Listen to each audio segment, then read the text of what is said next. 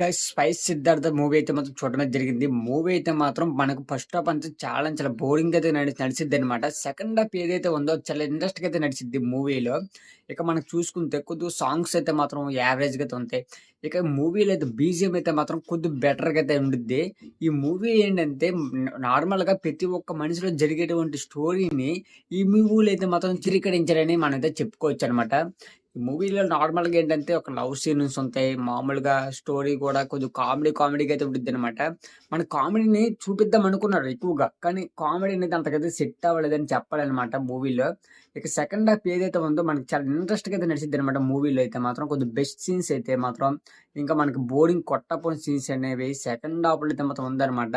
ఈ 'స్పైకి సిద్ధార్థ' అని మాత్రం ఎందుకు పెట్టారంటే నార్మల్‌గా ఆయన ఒక స్పైక్ లాగా అంటే ఒక సైకో టైప్ అని మాకు అనుకోమాకండి. నార్మల్‌గా అయితే ఉంటది గదా! అదొక పేరైతే మాత్రం డైరెక్టర్ అయితే అలాగైతే పెట్టాడు మరి మనం ఏం చేయలేం. ఇక మూవీలో అయితే మాత్రం కొద్దిగా పర్లేదని చెప్పాలనమాట. ఇది న్యూ ఇయర్‌కే చూడాల్సిన మూవీ అని ఇలాగైతే మాత్రం మనకైతే అనిపిచ్చిద్ది. నిన్నైతే రిలీజ్ అయింది ఈ మూవీ అయితే మాత్రం. బట్ మీలో చూసినట్లయితే మాత్రం కామెంట్ అయితే చేయండి. ఇంక చూడకపోయినట్లయితే మాత్రం ఈ మూవీకైతే చూడండి. ఓకే. ఇది రివ్యూ అనమాట. నెక్స్ట్ ఇంకో రివ్యూ కోసం మన ఛానెల్ సబ్స్క్రైబ్ చేసుకోండి. నెక్స్ట్ ఇంకో రివ్యూతో కలుద్దాం. అంతవరకు బై.